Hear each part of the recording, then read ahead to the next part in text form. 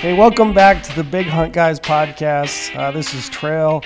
Unfortunately, I wasn't able to jump in on this podcast, but we had Dave Brinker in the office, and he sat down with Neville and Brady, and those guys sit down and discuss a bunch of different topics. It's a great episode, so make sure that you stay with us and listen to that full episode. Before we get going, I wanted to make you aware of a special promotion that we have running right now for Black Friday. And if you want to sign up for the GoHunt Insider Research platform and use the promo code podcast, we're going to give you 100 points back in the gear shop here at GoHunt. That's $100 that you can use towards the purchase of any gear that we have in the shop. Dates for that are going to be November 25th through the 27th. So sign up right now. It's research season. I mean, most of the hunts are already over and past, so it's time to dive in, do your research for the upcoming 2023 season. It's a great time to purchase that Insider platform and get yourself 100 points, $100 back to the GoHunt Gear Shop. We also have another promo that I want to make you aware of in conjunction with Outdoor Class. If you use the promo code podcast30 when you sign up for an Outdoor Class membership, we're going to give you 30% off that membership. And the dates for that are going to be the 24th to the 28th. Outdoor Class, if you're not aware, it's a learning platform for people that are, either, you've been hunting for your lifetime or you're looking to get involved in hunting. You get to learn from some of the best in the industry, including Remy Warren about mule deer. We've got courses from Corey Jacobson on elk hunting. If you want to know how to take care of your game in the field and then prep that at home, we have great classes from professionals like Hank Shaw or Jamie Teagan. So that's a killer platform. Like I said, if you've been hunting your whole life or if you're just looking to get involved in hunting, that's a serious promotion. Use that promo code podcast30 and get yourself 30% off that Outdoor Class membership. So with that, got the promos out of the way. Like I said, stay with us. It's a great episode with Dave Brinker, Brady, and Neville. Now we're live. I was going to clap as well, but I haven't seen your guys' pretty faces since Colorado. I know. I missed you, buddy. Hey, that was 2 or 3 days. I don't know how long. Where was it? 5 days? Yeah, supposedly. That was freaking awesome. Can we cuss on this? Yeah. That was fucking awesome. Yeah. That was really fun. Did you hear one of our recap podcasts that we did? I didn't listen to. I rarely listen to myself. I never listen to myself either, so I haven't even listened to them. But I want to point out, we said you are an absolute beast. You rolled in, hadn't been there before, thought you were getting the shittiest blind ever because you're the last person. You guys purposely gave me the shittiest blind, and then you shot. Not true. Nobody knew what blinds they were. Yeah, we had no clue. And then you just roll in, drive all night, and get there, hunt for like 2 or 3 days, shoot an awesome antelope, and then bounce out. Yeah. We were absolute beast mode. We were like, why can't we have a hunt like that? I made the decision when I got there because you guys, the way it was set up, it's pretty rare actually because I help a lot of other people. I hunt with my dad, I hunt with my brother. It's actually pretty rare that I get to hunt by myself and actually go as hard as I want to go. Mm-hmm. But that was the perfect hunt. Antelope is so fun because if you're in a good area, there's so many of them that you can kind of fail until you succeed. Yep. So when that first morning, I'm like, screw it. I got my own car. I got food, water. The guys are in blinds. I'm not going to bother them. I'm just going to keep going until, I do want to point out, though, towards the end of the hunt, like right when you shot your buck, when I walked by your car, Brinker hangs out like he was a homeless person in his vehicle. He had my God. Hundreds of water bottles. Bags of jerky. Yeah, just food just wrappers shit all everywhere. over. The classic. Sour Patch Kids. That passenger seat was loaded with goodies. It was, yeah. But they were all empty. Right? I made several midday runs to the gas station, just got random water bottles. Because I was always in a hurry because I'd screw up a stock and be like, damn it. And I'd run out of water. Like, crap, I need more candy, water. And, it turned into a junk heap. Like, I look like a hoarder for sure. Classic. For sure. Classic. Yeah, so today we got Dave Brinker on the podcast. Came down to Vegas, hang out with us. Been in the hunting industry for a long time. Country singer. He's got his own podcast. The Altitude Show podcast. Yeah. I get that You correct? do it all. Well, I do the things. He is a beast. He is a beast. and he comes into antelope camp and just slays. What can't this guy do? Yeah, but we can talk about because I thought the highlight of that trip was Trail's text message to us right after I shot that buck. where he said BBD bitches. BBD bitches. That is a no. It's good. It's good to be here. I appreciate it. You guys got your podcast off the ground similar time as. Yeah, it's been really, really enjoyable. Just like sitting around talking. We had this thought before about making it more structured, but we think we have it kind of structured. We know what we're talking about. We go back and forth. Sometimes it's just maybe to have like stories. throwing in some like segments where maybe we have to answer a question each of us or something like that. Yeah. To break it up, add some deep diving, different things to it. But people, podcasts. I listen to podcasts almost all day. Yeah. Because I work alone. I really enjoyed it because it actually gives me an excuse to talk to my friends that I never actually get to have a real conversation with. Spending 2 hours with dudes like you or whoever, just talking about really a lot of times, like you guys said, what should we talk about? Often my answer is I don't really give a shit. Yeah. Whatever, right. wherever. Let's just have a conversation. Just record it. Yeah. Let's just hit record and. Sometimes I think those are the best like discussions. Like when I listen to other people have podcasts, I'm like, you don't know what you're going to get, but it dives into so many different rabbit holes that it just seems more natural just to have a conversation with like three dudes like we're at camp right now. Absolutely. Right. Yeah, I think that's what it should be. That's what people want. Yeah. That's what it's like comforting to sit and like at work and like listen to people bullshit. I don't know why, if it's like human nature that we're so used to. We're also insulated from human interaction these days because we're all on our computers or our phones or whatever. It's kind of nice just to feel like you're at a campfire listening to people bullshit. Yeah. Oh, yeah. It's comforting. And then every once in a while I want to listen to like a serious one where it's like heavy. But sometimes like I listen to Rogan just like a lot of people do too. And like you have his like where he has all his comedian buddies come on and get drunk and smoke cigars, and it's just literally about nothing. They'll like pull up random videos, but then you have like his really deep dive, serious, like where's the human species going, where it's like, and I like both, but it's just all about talking to cool people. Yeah, for sure. And if you guys want to check out Dave's podcast, it's The Altitude Show. Yeah, The Altitude Show. He's got a bunch of great guests on there. I've listened to it a couple times, and like he's saying, a bunch of his buddies, a bunch of well-known people throughout the industry, and even people that aren't in the industry, which is cool to listen to at the same time. Yeah, I try to, obviously hunting is a big part of my life and the industry and stuff, but I try to bring in folks that have nothing to do with that too, because it's not, we talk a lot about hunting, but my podcast isn't really necessarily a hunting podcast. Right. We talk about entrepreneurship and life and, all kinds of things, adventure. But I have musicians on. I had Colin O'Brady, who's like a world famous adventurer on, who's like walked across Antarctica and stuff like that. But oftentimes, like my best friends are hunters, so we that's just what we talk about. Yep. And I think my audience loves that stuff. But we're gonna co-release this one. Yes. Yeah, I'm excited for that. So my audience, Chris and Brady and Trail, who's not here because he's hunting. And we're all jealous. Yeah. And Trail has a beast of a season too. Well, not only does he have a beast of a season, Brady, let's be honest. Chris brought this up. His name is really fucking cool. It's the best. He has the coolest name ever. Like, by far. Who wouldn't want the name Trail if you're like a hunter or an outdoorsman? I will say though, so that one year, what was that, 2018, hunted with Born and Raised, Trail and I did.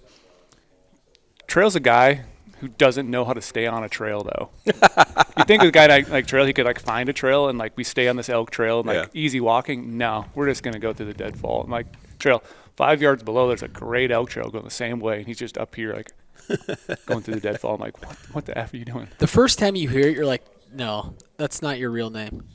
No. Like when I've been with him a bunch where he introduced himself, and the first time I met him, he's like, hey, my name's Trail. I'm like, come on, dude, you're fucking with me.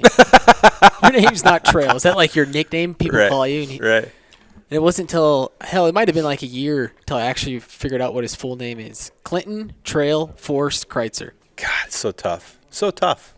I think we should start calling him Forrest. I almost want to have a fourth child, like and name him Trail. To have your name partially Trail and then Forrest in there as well. Oh, yeah.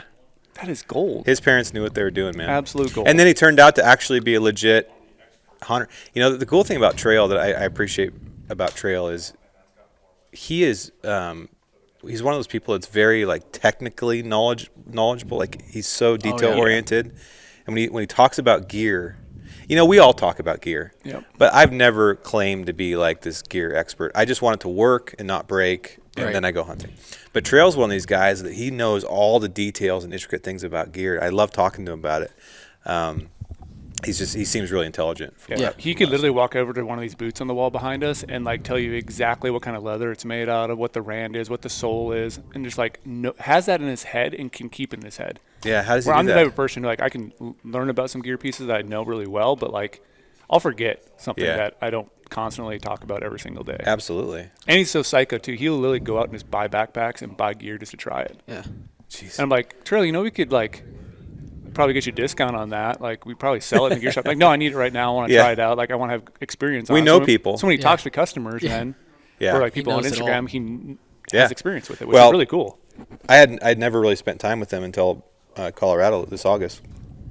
And he's on my list now of people that I'm going to ask gear questions when I have gear questions because, like I said, I'm just one of these guys. I like great gear. I have a ton of great gear, but I don't know all the intricate details of all of it. I'm more of a hunter. I just want the shit to work, right? Yeah. As long as I can kill an elk in it, I'm good, and I won't die. Yeah. And if you want your bow tuned or have bow questions, he's he's so knowledgeable when it comes to that stuff. Dude, I'm the worst. Trail's my little superstar. I've been running. Are you his manager? The YouTube channel, right? I run the YouTube channel, so he's my golden boy. He gets all the views? 100%. He gets on there, everyone loves him, and we just hit 100K subscribers. I was going to say, you guys just got a trophy. We got it. Yep. We got I can't the silver wait to plaque. see one of those in my office. I remember when GoHunt started his YouTube channel. Yeah, that was a long time ago. Mm-hmm. Chris and I had conversations about it. That's awesome, man. You guys put out the cool thing about GoHunt, and I'm not just obviously I'm here, but I'm not just being nice.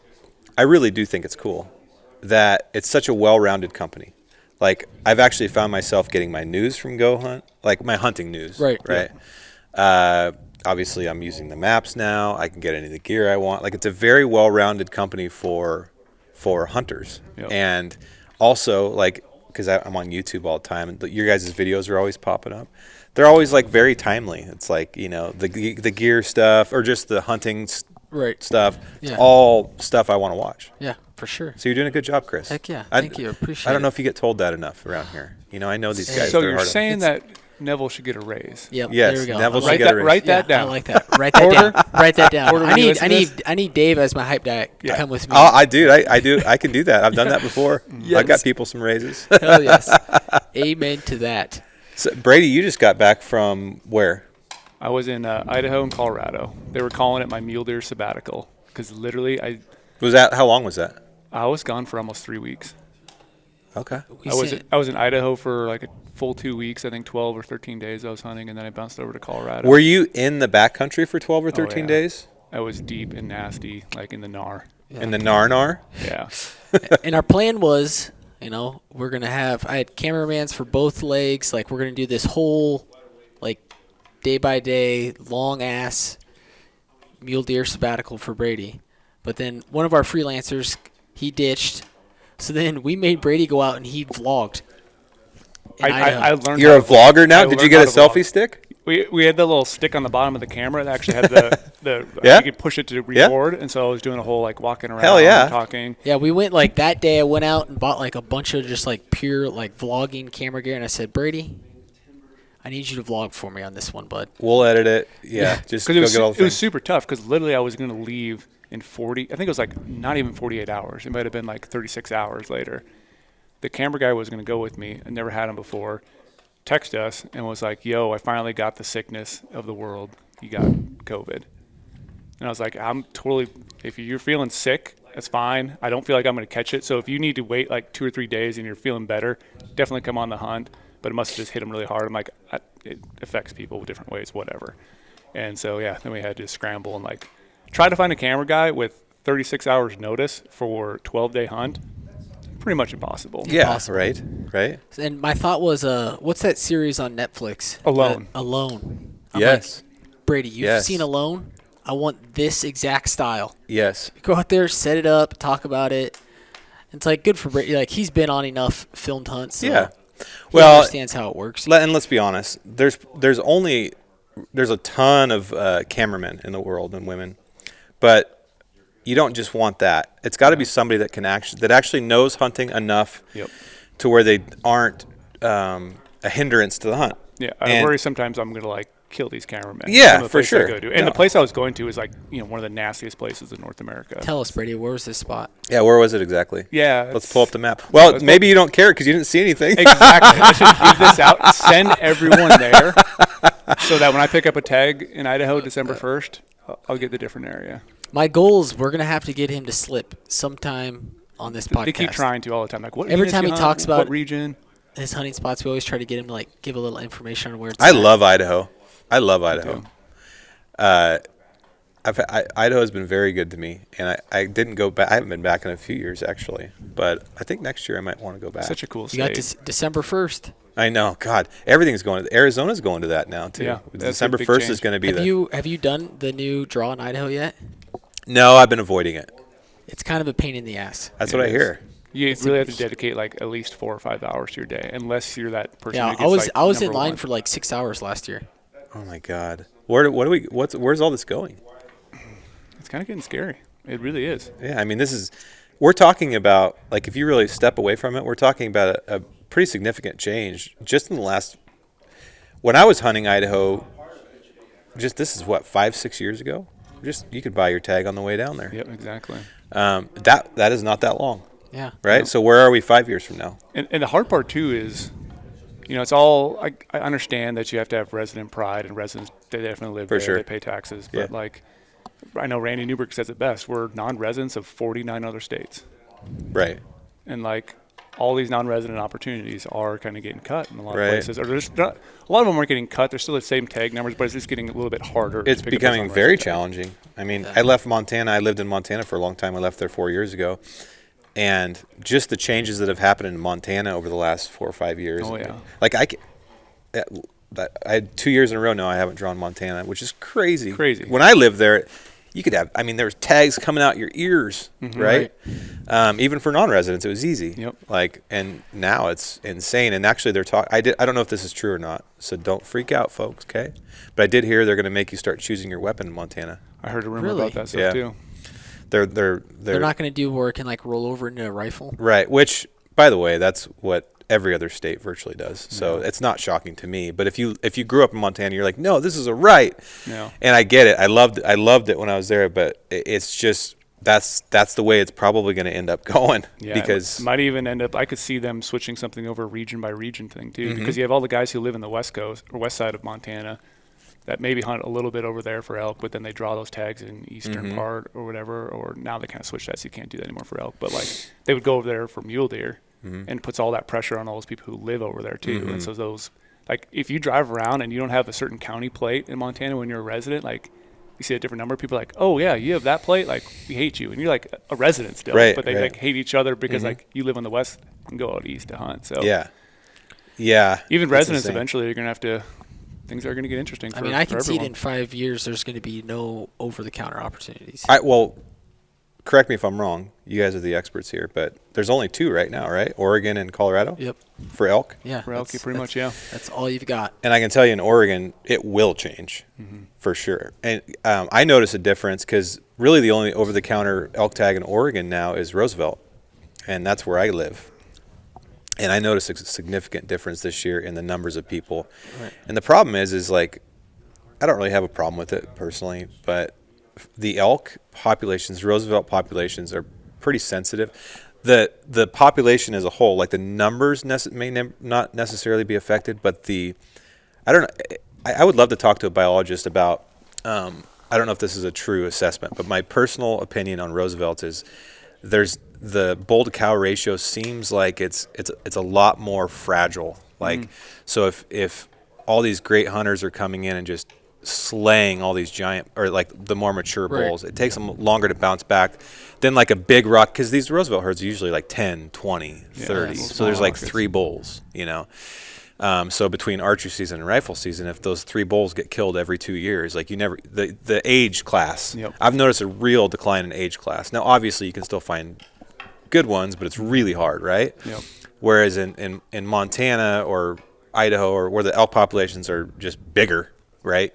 You might be able to cycle through some of that stuff faster. But anyways, the point is I agree with you. I think my prediction is within the next 3 years. I don't know how long Colorado will hold out. maybe for a while. Yeah, but that is a big moneymaker for Colorado. Well, you can already see for those small towns. They're slowly doing that right now. Like they're taking over-the-counter units and they're changing them into the draw. Like they're doing a couple of units here and there. So it's a matter of time. And one thing I just wish too, like I can't imagine what it's like to be a biologist or people who make regulations and all this stuff. But like more of these states, we need to start going to mandatory harvest report.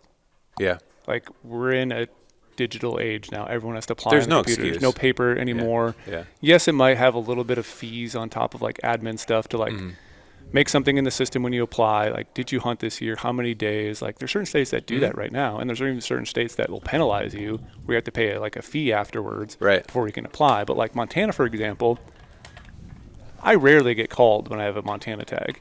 There's just a random call thing. It's like, I would love to know how many deer you guys are actually taking every single year. And I'm sure you guys would as well.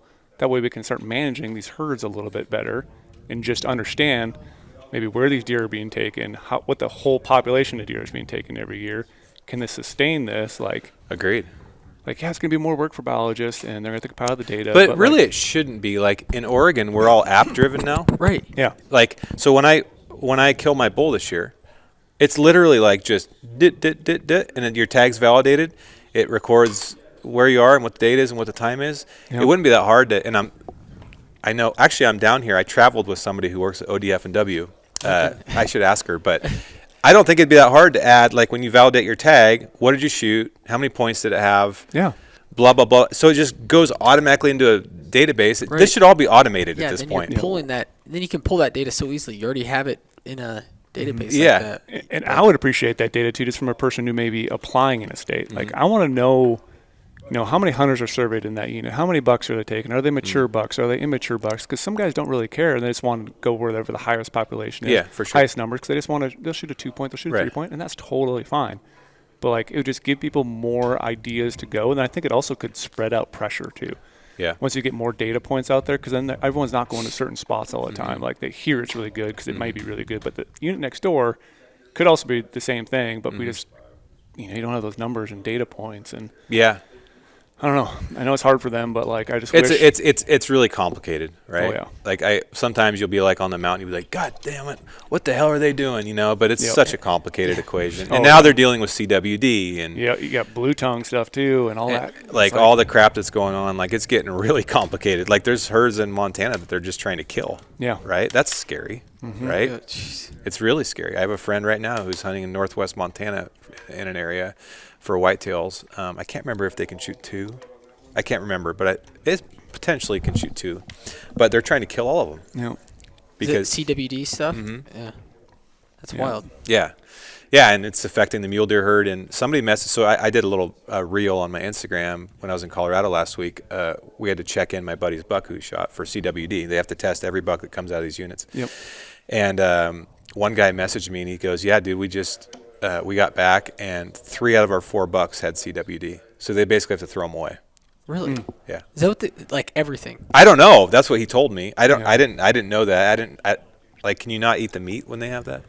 I don't believe there's ever been a study that says you can actually transport from the deer to human, but I think there's a cautionary thing. Like, yeah, it's like, hey, eat it at your own risk. Because I've gotten a lot of messages before from people, like, they watch my films, like, you eat that meat right on the mountain? I'm like, yeah, that's the best thing ever. Yeah, Cooking up a backstrap right when you get back to camp on a fire, and it's like, do you ever concerned about CWD? And honestly, I'm like, no, I really don't. To me, it's like all this other stuff going on in the world. Like, it's probably been around for a while. Like, CWD's been here forever. Like, there's no confirmed cases of it transferring to human. I feel totally safe. And I think that meat, even if it did have something, it's way better than some of this other stuff people are eating in the world. Yeah. So it's like, I don't know. What does that process look like, the CWD? The testing? Yeah, when you went and did that. So you're supposed to, I don't know what the lymph nodes. Lymph nodes, yeah. So basically when you shoot your deer or whatever in the backcountry, you don't want to, a lot of guys will skin it out and like, you basically just want to chop off its head. Or if you know how to extract those lymph nodes, I think they're okay with that too. But most guys don't. I don't. Yeah. So you bring the whole head out and you take it in there and they take out their lymph nodes and they put them in a little baggie and you record exactly where you shot it, the day and all that stuff. And they all go to a lab and get tested. The other way on the buck that my friend shot, they also pulled what's called the obex out of off the brainstem, which is right at the base of the brainstem. And it's like a little thing that looks like a shark tooth almost. And they can test that as well. But it takes like a half hour or something, and there's just deer after deer after deer rolling in there, and she's cutting lymph nodes out, putting them in a little baggie, and sending them to the lab. And then I think you get your results back at some point. I was going to ask, it's not like instant results. It takes a little bit. I never even checked my results. I had to get my buck tested last year. Yeah, so like, and I don't even look at it. You take it there, you get it tested, you take all the meat back with you, then you get your results like 5 days later. I don't know how long it takes. And they're like, maybe you should not eat that meat. And I think too, I could be totally wrong on this. So I swear I've read somewhere that if you did take it to a game processor and paid a bunch of money for it, I think the state is helping you reimburse some of those fees, or certain states might be doing that. Really? Yeah. Because like you can't really do anything. It's like it's kind of harsh too, because like, so you shoot a deer, you get a rack, but still everyone loves the meat as well. Like I literally live off wild game meat. Like we had mule deer tacos last night. Like every night I have mule deer. Yeah. And so like that person then has to then make that decision. Are they getting rid of it, or are they keeping it? And then you can't go out and shoot another deer because that'd be an extra harvest, and you're not getting that tag back because the season's already over. So it's like, it's a tough area for someone to decide what to do, because that meat could be everything to their family. Absolutely. And now they have that thought in their head, like, should I not eat this? Should I eat it? Yeah. It's an interesting world. It's a dire situation. It's not good. It's really not good at all. No. It's moving pretty quickly. I don't think we have it in blacktails yet in Oregon, but I could be wrong about that. Do they know exactly how it spreads yet? Is that still debatable? It's debatable. I think they're saying too, like, which was also scary to me, that more mature, older deer are more susceptible to it. So they're trying to manage and take out more mature deer, which then is also, like I said, going to knock back our herds. What exactly what does it do to the deer? Do they live a full, long life? It takes a while for them to get symptoms. It's like a neurological thing. And I'm no expert on it, but it has something to do with, like, I think they just stop eating and stop drinking, and they basically just slowly die. Okay. Yeah, that's why it's hard to like see a deer and be like, oh yeah, that deer has CWD, because like you said, you probably can't identify it right away until a certain stage in their life. I want to say it could take years before they get symptoms. Because I know like EHD, when that happens, like it's pretty quick. It happens quick. They get that from the stagnant water, and it's like not too much longer, and they're dead. No. Strange. Yeah, I don't know. So the nastiest hole on the face of the planet that you were on that had no bucks in it. Yep. That's Brady's favorite spot. Were you solo? I was solo. Okay. That was the vlog style. Okay. Now I have some questions for you about that. Yep.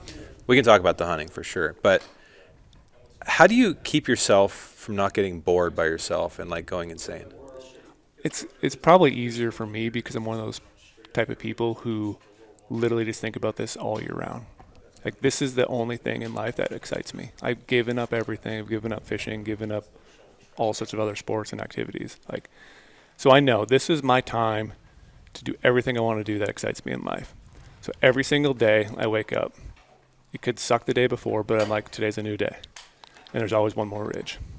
Like, there's always a new adventure to me. Like, if I didn't hunt, I'd probably be some like crazy mountaineering person, because I just love that challenge and just the struggle every single day, putting my body in something that's totally uncomfortable. That's what mule deer hunting, I think, gives me. Just like every day I'm motivated to just push myself further and further and further and just test myself and eat the foods I do that's bland and the same every single day, because, again, it's just nutrients in my body to make me hunt harder the next day. Would you say that you this is a question I asked Lampers. Would you say that you have figured out a way to be totally comfortable in the backcountry? Like, are you struggling? No, I'm really totally comfortable with the uncomfortable. Like, if it's snowing nasty, it does hurt that day, but I think it just builds to a cool story. And I think it comes back to a lot, too, because I grew up in the Midwest. Like, my dad would always go out west and hunt and come back with stories. And now that I'm out here, I'm kind of want to, like, live vicariously for them and like be able to tell them all these crazy adventures I do, just to motivate them to like want to come out and do these things. And like, so to me, every single day it's just. Do you read? No, that's what because like a lot of people have, the same thought as you, right? Like, you think about hunting all the time. Like, there's a lot of people like that, but when it comes down to it, they prefer to have, their buddy come with them hunting. Yeah. Like, it's a more enjoyable hunt. Like, what is it like? Why do you like hunting by yourself? I think because every day it's my own decision on what I want to do. It's not like hunting with a friend is fine and all, but like if I want to go to that ridge in Glass or go over here in Glass or, hike 4 miles, I don't have to ask someone else and make them feel like they might be uncomfortable going that distance or doing that or hiking down that ridge. Like, I had an explanation the other day. Like, we were on the podcast talking about my Colorado hunt. Like, I literally left my truck, hiked like 3 or 3.5 miles down this one ridge. I was like, man, there's definitely gonna be some hunters here, because there was just literally campers and wall tents all along this whole road. There's just tons of hunters. They're all OTC elk hunters. I get all the way out there was no one there. I'm like, why hasn't someone been to this spot? This spot's awesome. I was seeing elk, I was seeing deer. I come all the way back, and I didn't get back to camp until like 9 something at night. It's been dark since like 6:30. Some guy drove over and asked me like, hey man, you okay?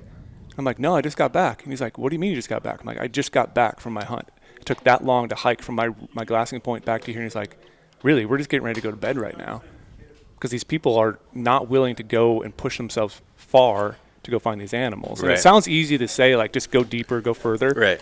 But it's like, when they get out there, I think some people have in their mind, like, well, I'm just going to find animals here. It's so hard. I'm not going to kill a bull down that hole because it's going to be nasty packing out.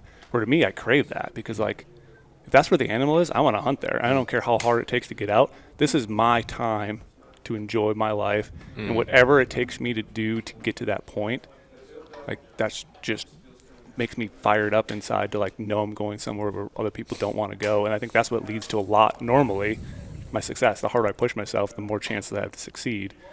Yeah, and you also know, like, you're after a certain type of animal. So like, you're not just going to carry a forked horn out of there, right? Like, when I was in Colorado a couple weeks ago, my buddy had the Mule Deer tag, and I had an OTC elk tag, and we were seeing lots of bulls, like 5, 6, 7 miles in, but I only saw one that I wanted to carry out of there, and it got shot. Yep. So, like, I ended up eating my tag. And people are like, well, why wouldn't you just go over there and shoot one of those other bulls? It's like, yeah, I could go shoot a bull. I don't need to just shoot a bull. Exactly. I mean, I would have shot an average bull closer to the truck. But, yeah, I'm not going to just, like, I've carried a lot of elk out in my life. I don't need to just carry a raghorn for 6, 7 miles. Right. But if I saw one over there that got me excited, I would have done all the work necessary to do that. Yep. And if you're in that mindset, it's like, okay, I will do anything necessary to achieve this goal, as opposed to people that are just hunting for meat, for example. They may not need to go in. They definitely don't. And it's different hunting styles. That's what's nice about hunting. It's a whole mindset thing, right? But you'll go as far as you need to go to achieve your goal. You don't care. Like, if you find that buck you want, you'll carry it 10 miles. You don't care. Yep. I'll move camp 4 times to get over there, and then I have to carry my camp. And if I have to leapfrog things and go back in there, like, I want to pack it out all at once, but, like, I will do what it takes to do it. Back to, like, your style of hunting alone, deep, far. Would you say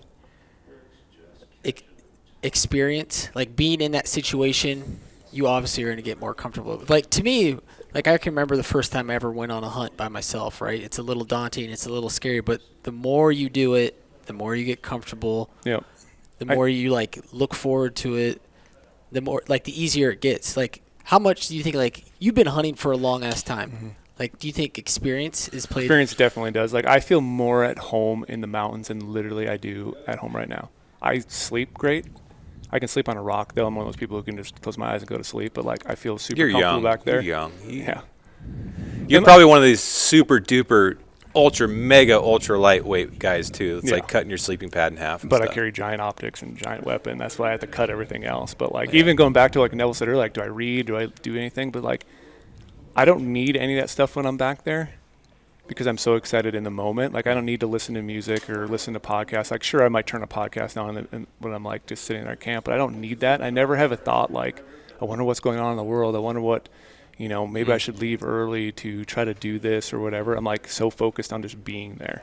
I'm so immersed in just it's hard to describe my, like, love and passion for it, but it's just I want to be there over anything else in the world. I was gone for almost 3.5 weeks. Like, I was gone for a long time. And I was kind of torn apart and upset that I had to finally leave and go back to civilization. Like, it felt really weird because I'd been there for so long and I'd just been immersed in the mountain life. Like, every single day, just making my food, hiking. Like, even the struggles of getting water, like, that's a big thing, too, to know how to, like, look on a map. How do you find water? By looking on this map. Like, well, look at these steep areas, try to find some water. Hopefully there's snow. And understand if there's snow, I can melt that snow for water. like just to know how to get everything to survive. And then even when I had a big nasty snowstorm after I killed my mountain lion, like every piece of wood was wet out there. But like I have the intel to know, like, well, there's going to be some big pine trees that are going to be, the branches are going to be coming down. There's going to be some dry stuff under there. I can use that as a little fire starter, and then get some more stuff that might be a little bit wetter, put that right next to my stove, have that stuff dry out. And it becomes like you just know how to survive and know how to live with these animals. And that only comes with experience. But and now I'm so comfortable, like when it snowed 2 feet, I wasn't worried about like, am I going to be warm enough? Am I going to have enough gear? Like, I have really great gear, which I'm very fortunate to have to keep me out there. So that also adds to it too. But like, I just feel like I have everything I need to stay out there, and I could literally stay out there forever and never get discouraged or never be like, man, I wish I could have a taco right now or have a nice cup of coffee. It's like, I just love all the minimalist style of being out there and staying out there. It just fires me up and like I think that's what most people are, right? They're scared. It does come down to that. Like, and if you don't try it, then you won't be able to get more comfortable with it. Well, I think most people are scared about sleeping in the woods alone. Yeah, scared of doing it. But the thing is, once you get over that fear and you do it, like we're talking about getting more experience, you become more comfortable because you know how to handle situations. You've been there, you've done that. Things become more comfortable, and then at the end of that, it becomes more enjoyable, and you're pushing yourself. And you can do crazy hunts like that. It's life, right? Like if you want to figure out how to get through a struggle, you got to actually have the struggle. And you got to figure out. I was telling my wife about. When I'm in those situations, I think about it a lot. It's like, because all the bullshit and distractions we have in normal life, like when you're back there, you're like, where am I getting my next water? Yep. I need to get firewood before it gets dark so I can have firewood for the stove tonight. I need to, how's my pad doing? Like, you're surviving. Yep. Every night you get back, you have a checklist of chores you have to accomplish before you can go to sleep. Yep. Did I have enough calories today? How's my water? If I'm going to go to that glassing knob tomorrow, there's no water up there. So I better go get water tonight, or I'm going to have to go in the morning or I'm going to be like thirsty as fuck tomorrow. Yep. So like all these thoughts, but they're like back to the basics, right? Yeah. And what ends up happening, and sometimes you get anxious, like when in Colorado, you might have been in the same storm, but we had a big windstorm come in with snow and stuff, and it made us rethink where our tent was. We had some like older, like dead trees, and we better move, stuff like that. But again, it's back to the basics of survival. How do I not die tonight? Yep, exactly. How do we stay comfortable? If we're here, we're out of the wind. We can still have a fire. There's dry wood right there. There's water just down the hill. Blah blah blah, et cetera, et cetera, et cetera. And when you get through, because we have, look, if this was 200 years ago, those guys are tough. Oh yeah, they're way tougher than we are. We have all this shit. Yep, all this gear. We have all the best shit. Like, yes, you will struggle, and yes, it will suck sometimes, and your fingers will get cold, and all those things. I right? literally still can't feel the tip of this finger after this big sabbatical I was on. It just feels so numb. Right, but you survive. I survived. And then when you survive those little challenges, you're like, oh, that's not so bad. Yeah. Mm-hmm. I know how to build a fire when it's soaking wet now. Yep. I know how to find water. I know how to boil snow. I know how to fix my pad when it deflates. I know how to, I can do this. And then pretty soon, if you do that enough, you're like, I can do this alone. I can do this in harsher conditions. I can go in further. I'm not so scared about carrying that buck 6 miles now. Yep. Right. Stuff like that. But I think the failure point is just like anything. Most people won't start. Yeah. Right. You got to put yourself out there. Yes. You're not going to go forward if you don't. The truck's nice. Yeah. The heater's nice. Yep. The cold beer's nice. The steaks are nice. Like, and some people, that's what my dad has done, all this crazy shit his whole life. But now he's 70. He doesn't want to get too far from his truck, his box of wine, and his friends. Right. That's why he's there. He loves seeing the animals. He loves hearing about my adventures. He wants me to be successful. He doesn't give a shit if he kills anything anymore. He just wants to be out there, like, kind of just hearing the stories. He's like the chief in camp that just wants to hear the story around the fire. That's a cool person to be. Yeah. And he's like, whatever, you know? Yep. But when you're our age, it's your time to actually, like, this is like the epitome of living. Yep. Like, boiling life down to the most basics. Yeah. Basic things. Food, water, fire, shelter. Yeah. And like, it's so simple, but it's invigorating. And then when you go through one of those storms, another thing I noticed when you get through one of these crazy nights, maybe your tent blew, like a stake broke or something where you're like, fuck, this is actually kind of legit. Yeah. And you survive it, you're like, that was fucking awesome. Oh, yeah. Yeah. You know? It's the backside of, like, you know, been on a terrible hunt, and it's when you're driving home, if you're successful or not. That's like almost when you get that high. You get that rush of like, damn, you know, I did something, I accomplished something, and you have that good feeling. Yep. I always try to remember that when I'm carrying heavy load of meat really long. Because, you know, in the moment, you're like, fuck, this sucks. Yeah, this whole day is going to be horrible. This just sucks. Every step sucks. My back hurts. My shoulders hurt. But then when you, like, take that pack off and sling it down the tailgate, you're like, fuck, that was awesome. Let's go get another one. I mean, you know? There's some side, like it's this, I look at it similar to a runner's high, right? There's some chemical or something that happens, you know, when you exert yourself or you do something that's hard, like you have a good feeling after that carries. And you want to do it again. Yeah. Then you're like, damn, that was kind of nice. On the female side, when my wife had our third child, like she did it, she had 3 kids with no drugs. Crazy. I would have taken all the drugs.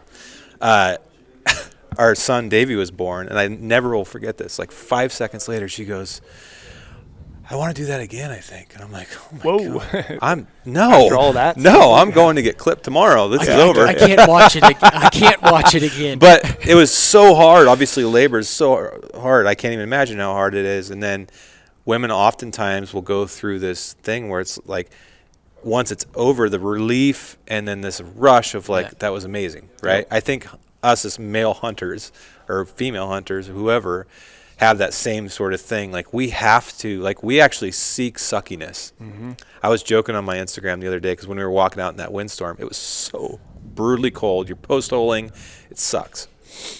And I got to think, because I actually do have a tropical side too. I love going to Hawaii and like fishing and hunting axis deer and sitting on beaches and all that stuff. I was thinking, God, like I wonder how I got to right here. Like, why do I like this so much? Because I could have gotten to surfing or bowling or whatever, but I actually kind of like this. I like my face being wind burnt.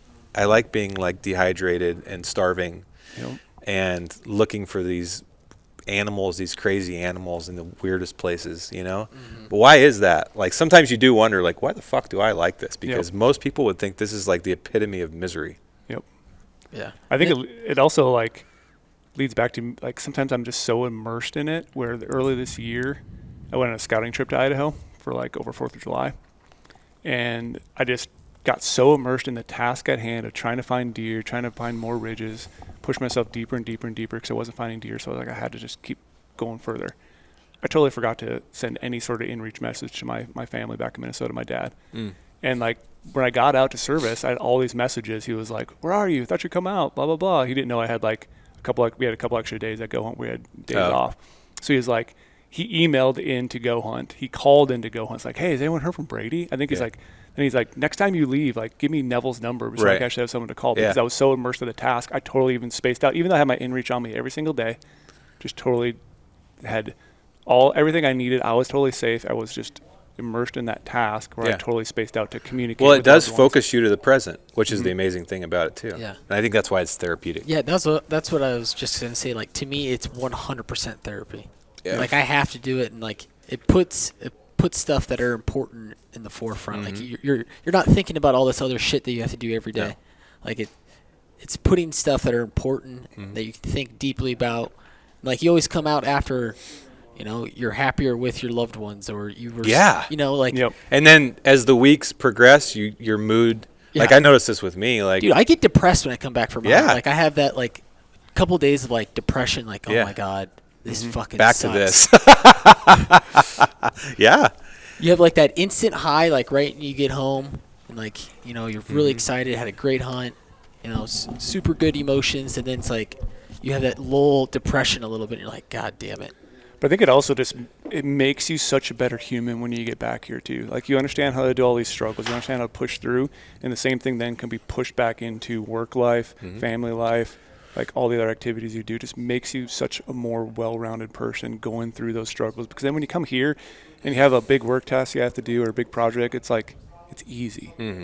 Like, you know how to handle it. You know how to work through it with even like a friend you're hunting with. So like you're collaborating on a project over here, you know how to work together with people because you're just very well-rounded and experienced and calm.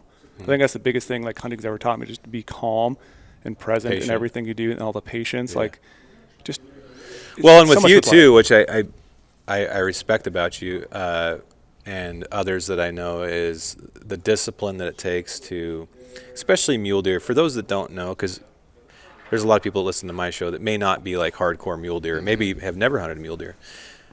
Mule deer are this species out west where there's not a lot of big ones left. You know, we've struggled. The populations are behind us. And as a species, I've heard like scientists talking about, like, mule deer they may not last forever. Like, they're a species that it's just they always get the shitty end of the stick. Yeah. Like, if there's a bad winter, mule deer get killed. If the cats are out of control, the mule deer are getting killed. But there's these guys and gals that just focus their life on mule deer because of the mystique, and it's I think it's mostly about the challenge of it. Yeah, like, if put yourself in amazing places. Well, and mule deer do live in amazing places, right? They hide in these hidey holes, this shithole that he's just talking about. And when you do finally find one, you're like, it's like this. It's like you're seeing an alien or a ghost. You're like, holy shit, there is one. I mean, it's a needle in a haystack. Yeah. Yes. How they don't bugle. They don't. The country is that these animals live in. It's literally a needle in a haystack, especially for a mature one like you're talking about. Yeah, and so the discipline that it takes to do that, and then like you did this year, Brady, to eat your tags. Yeah. Where most people would have probably shot that 130 or 40, 50, whatever you said you passed up in Idaho, including me. Not because of your ego, but because you're seeking that ultimate challenge. And if you can't get that ultimate challenge, you're willing to go home and throw that tag in a Ziploc bag with all the rest of the unnotched tags in your. I collect all the unnotched tags. Yeah, I do too. Even the notched tags. Someday my kids are gonna be like, "Damn, Dad, you sucked at hunting." Like, to some extent, like, it's conservation, right? Like, he's letting something now. Next year, that buck if it's still alive, is gonna be bigger. Yep.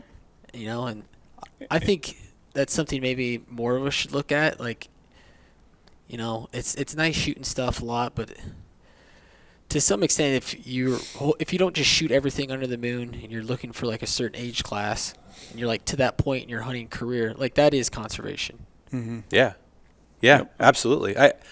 The older I get, the easier it is for me to do that. Right. But I've always been, and I think it's stemming from most of my life. I hunted with a recurve bow, and when you're hunting with a recurve bow, there's nobody that can truly be that. I mean, you can be picky if you want, but you're never going to have meat in the freezer. Yeah. And if you live on wild game like I do, you got to make a choice. Yeah. Do I want to try to kill a giant with my recurve, which is probably like once every 5 or 10 years, really, in reality, if you're hunting elk or something, like a true big one?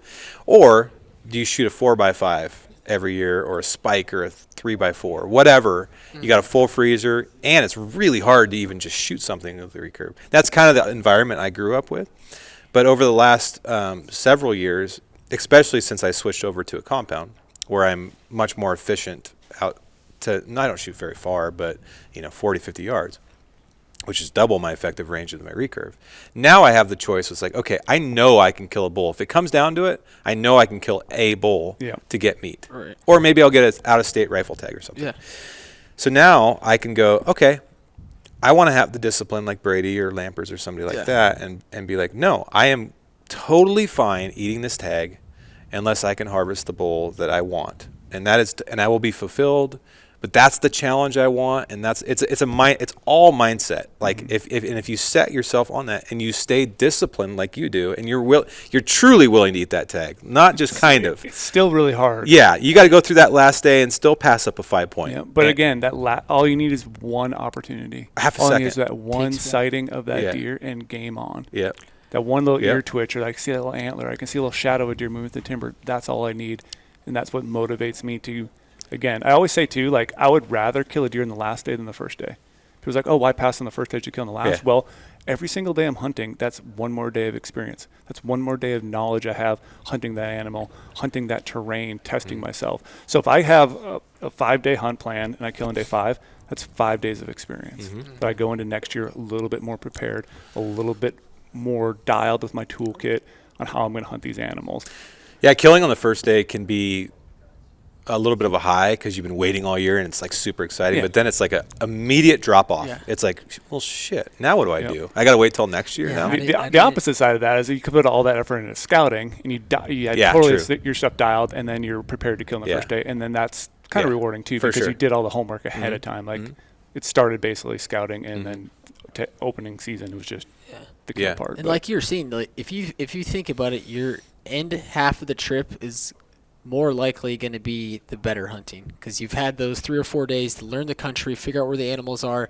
Like you're going to put yourself in a better position towards the end of it. And I think if you have that mindset, knowing like it takes time, like you're in a new area, like it should be your end of the half of the hunt should be better, hopefully. And it's like me too, because like I pick up tags that are, what most people consider like low opportunity tags, or they're over the counter, or they're easy to draw for a reason because the deer numbers aren't there. So it adds that extra challenge too. And so you do have to realize every single day is like, this isn't a trophy unit. There's not a high population of there's literally like there could be less than 5 deer in the entire unit that are in your caliber that you want. But also I always think in the back of my mind too, like there could be deer in this unit because it's so challenging that just die of old age. They literally are up here and they never see a person, and that's why I want to hunt. I know I can kill deer close to a road. I know I can go stay in a hotel and go out and run down the road and see a buck and shoot it. But like to me, hunting's about that adventure and that just the craziness that I get from just being back there and just living with them. For sure. And I think one of the problems is like social media and egos, right? It's not cool to not shoot something. Yeah, it's 100% It's cool to have a picture on Instagram or something that, hey, you shot something. Even now, like, we're becoming more popular, like, doesn't matter what the size is. It's like people are just out there shooting or whatever because it's cool. It feels it's good. It's the hunting industry's bikini picture. I'm a good hunter because I shot something. Yes. Yes. Whereas, like, I think we should go the opposite way and make it cool of, if you're holding out for a mature animal that you ate your tag. Yeah. That's harder. It's just hard. It's hard. I think the human nature is we want to bring something back to our tribe. Yep. Yeah. That's what we've done for thousands of years. Like when we go hunting, we want to bring it back and show our, it is an ego thing, and that's okay. But I agree with you. If that's what you want, right? Like I can already think of hunts where I don't care if we shoot. Like when I take my son out, for example, like this year, my son, he shot a spike by fork, blacktail, and I was actually more excited. I damn near cried. Watching him shoot that than I was shooting my bull this year. And like for the next several years, yes, we will try to find him a big animal for sure. Right. But I also don't want him to get too hung up on that yet. I want him to make good executed shots, take good care of the meat. Like we need to do some fundamental things first, and then we can kind of get him in this mindset of, okay, are you ready? Because he's already talking about, I think next year I'd like to only shoot a 4-point with eye guards. And I'm like, okay, fair enough, right? We'll try, bud. But if you get a good shot at another fork and horn, I want you to execute another good shot. I want you to. I still haven't made you carry a load out yet, so maybe next year you're going to pack your own. You know what I mean? Yeah. Like let's do the basics first. So it just depends what you want. There's definitely 100% like in the lifespan of your hunting career, like everyone's in different spots, right? Yeah. And you have to start somewhere, like you said. You have to learn those basics. How to control your breathing when you're in front of an animal. Like you could say he wants to go after a mature deer, but then once he's behind that mature deer, his mind just might freak out because he's so excited because it's a big deer. Where if he had some, easier hunts beforehand, just some smaller deer or whatever, he's eventually going to get comfortable and comfortable where the point it makes it so much easier. Yeah, for sure. So you have to start, and even like when people get intimidated, like you kill a bull elk and you haven't touched a bull elk before, that's a lot of work when that animal's on the ground. Like how do you cut that thing up? Like got to start somewhere and work your way up. The other thing is just being realistic also. Like most people that are coming out to Colorado, for example, like I was just with these people. I saw them. They're from all over, Pennsylvania, Wisconsin, whatever. They have 5 days off from work or whatever they have. They're with their family. This is their one hunting trip of the year. They're not great hunters because they haven't done it much. Yep. They're they're there for the meat. Like we camped next to these really nice folks. We didn't camp next to them, but they were at the trailhead. They were camped there. and they had a doe hanging and a forked horn hanging and all this stuff. But they were literally grocery shopping. Yep. And that's totally fine. Yeah. That's totally fine. Whatever's legal, go ahead. Sure. But if you want to push yourself to that next level of what we're talking about, like with Brady, you also have to be realistic, because anybody who actually does that will tell you that there's a few things you need, right? First of all, the animals have to exist. So you got to have age, you have to have genetics. But the biggest thing, and then you have to have the skill set and the gear, time. Yep. Right? So if you have 5 days off and you're flying out from Michigan, which really means you have 3 days to hunt because you got to catch your flights, let's not set unrealistic expectations. You're probably not going to shoot a 190 over the counter in Colorado, right? Yep. So come out, enjoy it yourself. If you get a shot at a 3 or a 4 point and you want to take those animals, be stoked. I'm stoked, you know? But if you actually want to try this mindset shift, you have to have 4 or 5 things in line. Otherwise, it's just not realistic. Yes, you might get lucky, but it's just not realistic. And it actually might be kind of a drag on your ego and might make you feel bad that you can't.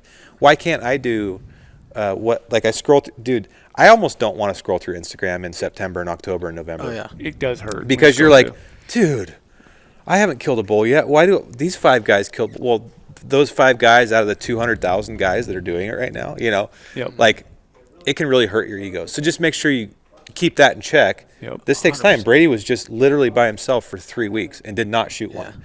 And he has all the best optics, all the best gear. He's in good areas. It's not like it's just, I want to shoot a big thing now, therefore I will shoot this big thing. Yep. You know? No, and we deal with a lot of people who are new hunters or just getting out west. Yeah. Like the number one thing you tell them off to begin is realistic expectations of this hunt. Okay, if you're going into an area that doesn't hold big animals, and you're not that great of a hunter, like you probably set a realistic expectation of what you're going to go on this hunt. Stick to that goal and then go for it. Yeah, and enjoy it. Yeah. That's what's kind of nice too about knowing maybe a little bit of intel. That's why I really like what we do here, trying to help people set their expectations a little bit with with our unit profiles and stuff. You can kind of learn what might be expected there. Like if you're going to go to a spot in central Montana and think you're going to shoot a 200-inch deer, and that's the only thing you're going to hold out for because you hear people shooting 200-inch deer, but the top in that unit's 140 and you're passing 140s every single day. Like that's a trophy in that unit. And you have to realize that too. You can't just have, I'm going to shoot a 400-inch bull every time I go out, or all these people are doing it. And that's why looking through social media is very hard a lot of times. Well, it's very deceiving. Because you're seeing all these people being successful, but they might be successful because they've been hunting for a long time, or they have a really good area and they've just learned it really well, or they drew a good tag that year. And you're seeing all these people who actually drew good tags. You're not ever seeing those people who don't, because some people are not willing to say they failed in a sense. But I think that's a good learning point when you can explain I didn't capitalize on what I was doing, but I still had a great time, still learned something, and I'm stoked more now for next year. I'm already so excited for 2023. Yeah. Because of all the stuff I've learned. And I'm like, I did a lot of stuff last year preparing for this. I'm now going in deeper with more of my research. I'm reading all these more biology books, I'm immersed in it even more because of the experiences that I had. And it doesn't deter me from, like I said yesterday in my Instagram post, it stings. But I'm more motivated than ever. I know it's what I have to do what I want to do, because I want to hunt old mature deer, because hunting old mature deer is that extra challenge. The mountains are already a challenge to begin with. So surviving up there is just a goal in itself. And you add on top of it hunting an old animal, that just, like I said before, it just makes my whole life more complete. Absolutely. Having that extra challenge on top of it. Yeah, and then people like super experienced hunters like Brady and the Lampers of the world, they're essentially setting that example, right? They're going out, they had a goal, they're looking for a mature animal. And for people like there's pressure, right? There's a little bit of pressure. People know you as the mule deer killer. I have to kill a big mule deer. Yeah. And then coming out and just saying, hey, didn't find the mule deer I'm looking at, and I'm okay with that. That's fine. I think setting that example is good for people who are experienced hunters, that you don't need to be showing off all the time. It's more about the hunt. Have less of an ego. It's okay to set a goal and go out there and didn't accomplish what you're looking for, couldn't find the mature deer that you're looking for, but the odds are stacked against you, so it's just real. You're being real. Right? If you're actually going to try to do this, you're not going to succeed all the time. No. I mean, if you do, I'm skeptical of it. If you're 100% successful in doing what you're trying to do, that's when you get are you following all the rules. You know? Yeah. Right. But it's just a mindset thing, and it's very invigorating if you actually any goal in your mind, right? Like it could be I want to shoot a 140 with my longbow. Exactly. It doesn't matter. It's all about whatever you like. Right. But I do think there is something worthwhile in just taking whatever you did this year and trying to make it a little better next year. So like going, you know what? I don't need to kill I'm not going to kill a 400-inch bull. Most of us will never kill a 400-inch bull. But maybe I shot a 260 this year, and maybe I'm going to just set a goal. Like I'd like to try to find, like I really want to push myself. I'm going to pass up the first 5-point that walks by this year, and I'm going to try to shoot a 280 and above. Because where I live, that's a big bull, whatever. Mm-hmm. Randy Ulmer said something one time that I thought was pretty good, which was, he's like, I'm not trying to kill the biggest animal in the world every time I go out. And if we all know, he kills giants of everything. He tries to kill the most mature animal in that area. Yep. So like it may be like he even said like this is a while ago, but like there's an area of Colorado where he hunts elk where if you kill a 300-inch bull, that's a big bull. That's a really big bull, right? And then he goes to Nevada where you shouldn't shoot a 370, right? Yeah. So it just depends on where you're at, what your limitations are, how much time you have, what your skill sets are, if the animals even exist where you are, right? Where I live in Western Oregon, so I was going to tell you, if you're going blacktail hunting next year, do not hunt my area of Western Oregon. The age class just is not there anymore. Like it's awful blacktail hunting. The numbers are down. Trying to find a mature buck is almost impossible. But if you go further south in the state, your chances go up. So then if you let's just say hypothetically, because I have never killed the blacktail of my dreams. But if I was going to set that goal and go out to try to achieve it, the first thing I would do is go, where do those things exist? Mm-hmm. Well, then you go, oh, they're mostly in Southern Oregon. Then you start looking at map. Okay, so I could achieve my goal in Southern Oregon. Okay, so now I need time. And then what resources do I need? Is it a rifle hunt? Is it archery? And you start doing these things, and over the course of time, if you just stick to it, you're gonna achieve it. Yeah. Right? But you got it's an intelligent approach to, as opposed to just, I don't know, I go to the same unit in Colorado every year, and I'm just hoping for that 200. It's well, maybe that deer does not exist where you are. Right. It may not literally live there, or you may not. You can't do it in 5 days, dude. Like you got to go. Like you need. Lampers says ideally, any hunt shouldn't be under 14 days. Yeah. When you're hunting those mature deer, you do need the time. Yeah, because that deer may only show up in daylight once in those 14 days, and your binos better be on that one little sliver of an opening from that one spot you can see it from at that exact point in November when that buck decides to come. Like, think of the odds of that. It's crazy when you start thinking of it that way, because it literally has to happen like that. I know. And when you're looking at that country, like you're sitting, like your glassing points, you find these glassing points. We were talking about this in Colorado. Sometimes I bet you if you did the math, you can probably only see like 5 to 10% maybe of a basin, right? Mm-hmm. And let's just see you see 20 deer in the morning. Well, how many deer are really there, right? I've always wanted to know that. I just really sometimes I sit back there and like, it'd be so cool, but like cool in a way where I couldn't hunt it then, but like if I could just know. Yeah. Know. Yeah. There's 100 deer in this basin. God damn it. I can only see any of them. Yeah. Can't see any of them. Or you'll like be, this happened last week. We were like, there's like one opening in a part of the basin that we could see. Literally one. Like, and it was like maybe like 50 yards wide. And one morning, a 3-point walk through it, and then 2 bull moves, and then some does. And I'm like, I can only see 50 yards of those 2 little drainages right now, and we've seen 10 animals walk through those 2 openings. Yeah. Is it just that opening that's good, or is that whole basin alive with deer? But my point is like if you start thinking of the odds of actually catching that buck you're looking for in that opening, dude, it's insanely low. It is so low. And I'm honestly a big believer in like the harder you work, luck will find you. Yeah, like there's been a ton of hunts. Like one when I was with Brady, he shot that 200-inch deer in Colorado. We were just working our asses off, hunting for 7 days straight, and we've been looking at this same spot 1,000 times. We check it every day, walk by, and then finally, all of a sudden there's just a deer there, giant 200-inch buck. Like, we've looked at this spot. And he was probably times. over there the whole time. He's probably in that thick timber. Yep. Right. And, like, people say, like, oh, you guys got lucky. Like, you were there at the right time. Sure you did. And they're like, yeah, but. And it is nice. It's like you have to pay forward that hard work, and then luck will always find you. Yeah. It'll find you if you put in the effort. It for sure won't if you don't set the goal and be out there to achieve it. Yeah. It won't find you. Yeah. You know? I want to hear some stories on your hunting season. Yeah, I have a few. That bull you shot. Yeah. Was that over-the-counter Roosevelt? Yeah, that thing. At first, I couldn't tell. I asked Neville, I was like, is that a Roosevelt? That's what I was wondering, too. Yeah. That thing was Is that the biggest Rosie you shot? It's the biggest one I may ever see. Yeah. I was going to say. Yeah, I mean, seriously. So, just perspective is Roosevelt. So, a Boone and Crockett Roosevelt's what, 270 or 265 or 2. I can't remember. I really don't care. I never score anything. But you start getting a big Roosevelt in my area. Usually the mature bulls, they're like big, heavy 5 points. They're like little crab claw 6s, and they're beautiful, white tips, dark, you know.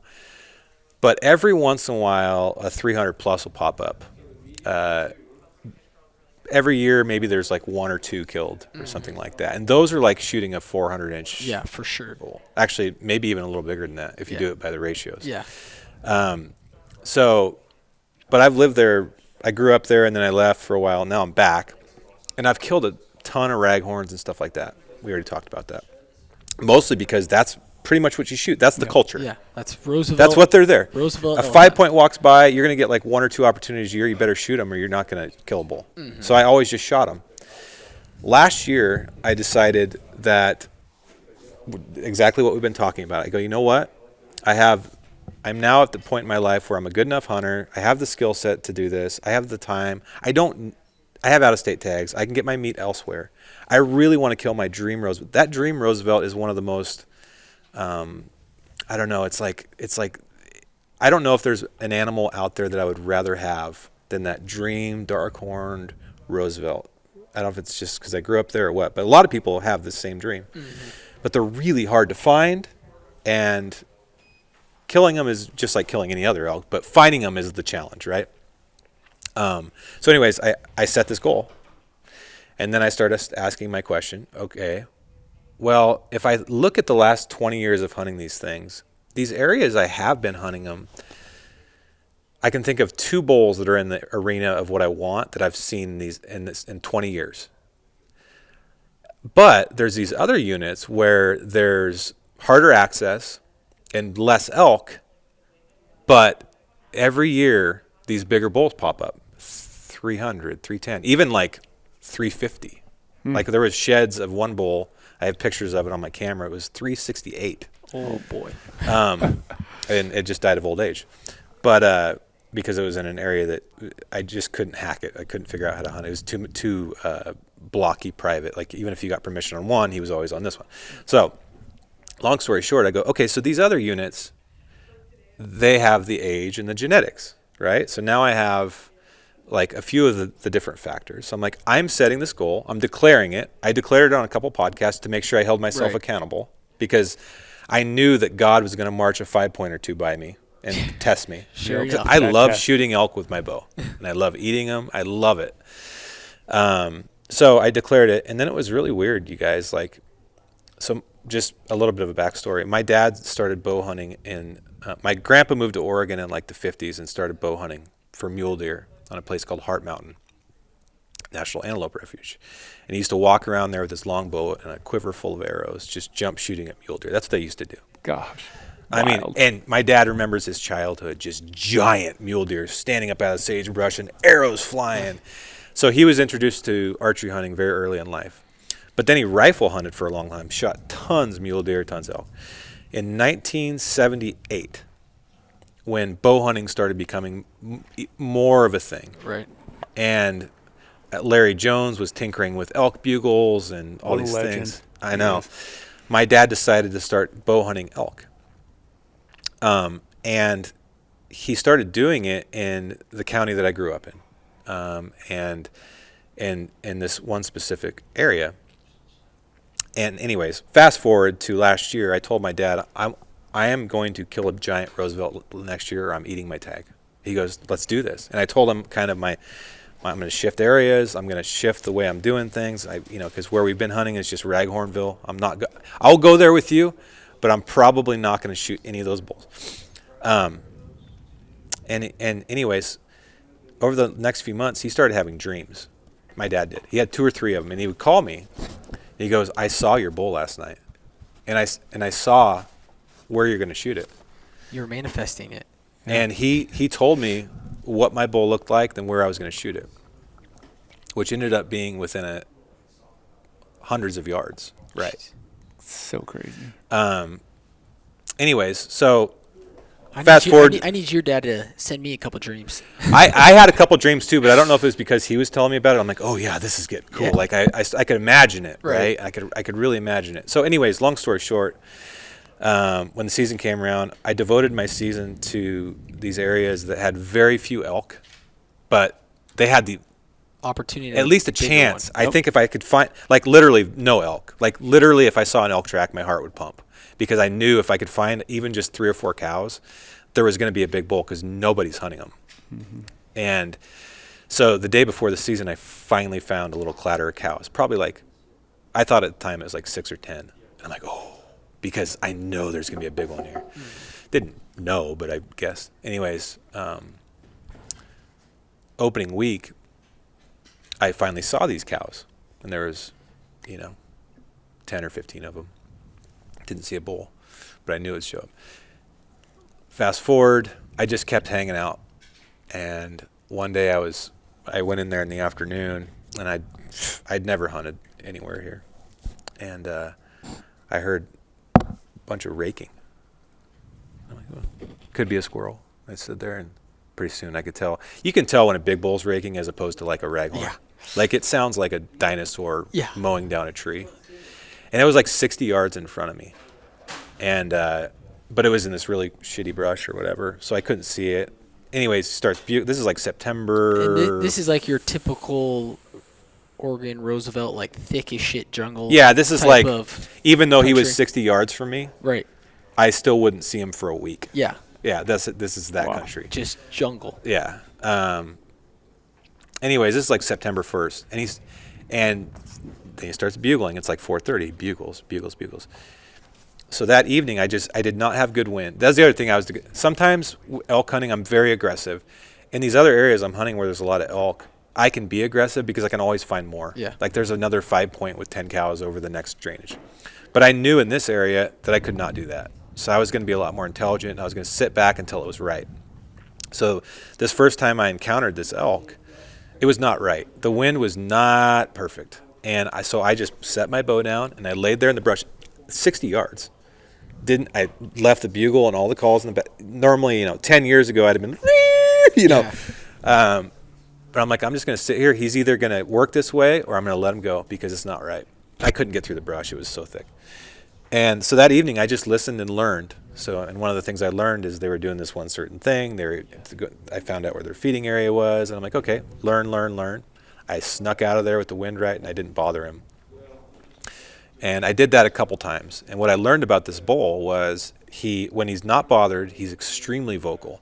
Roosevelts are much quieter than Rockies. Like they don't bugle as unprovoked as Rockies do. And I don't know if it is necessarily their biology or whatever, or if it's just because they don't have much competition. Yeah. A Roosevelt herd in Montana where there's 100 elk and there's 20 bulls, they're constantly checking each other, right?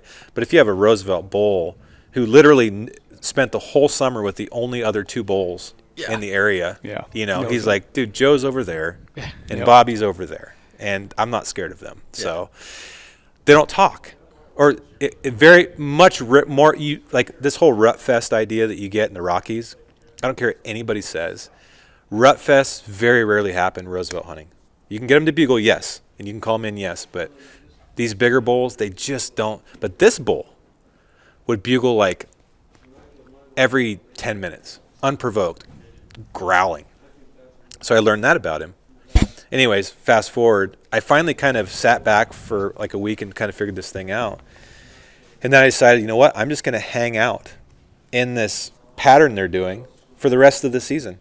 And I have time. I got there was only a couple other people up there that had any idea, I think, and I just hung out there for, I think I hunted him 4 or 5 times, and the 5th time he finally decided to.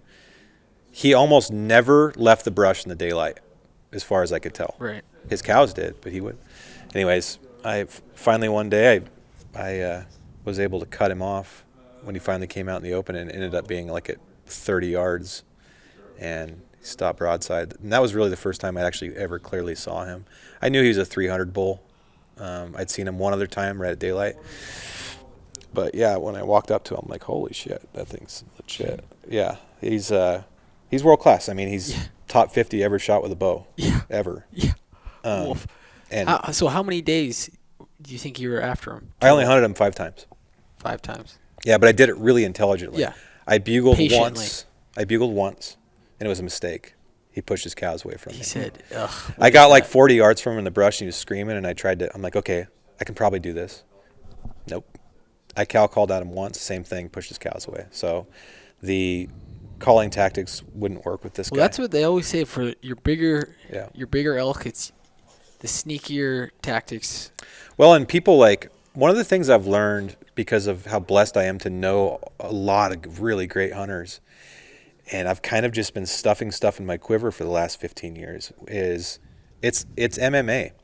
You have to have a mixed bag of skills. You can't just be, well, I shouldn't say you can't. You certainly can just be a caller or whatever. Yeah. But if you really want to be great, you have to be a caller when you need to be, a still hunter when you need to be, a stand hunter when you need to be, whatever it takes to get the job done. And this bull specifically, I found out very quick, I don't need to call. He calls every 5 minutes. Mm-hmm. So if he's letting me know where he is, I have no desire to let him know where I am.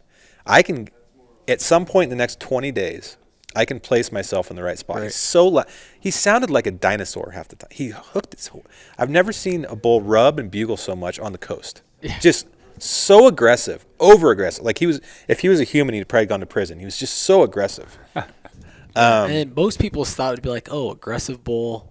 This should be easy to call. Like, I'll give him a call. He'll want to come fight. Mm-hmm.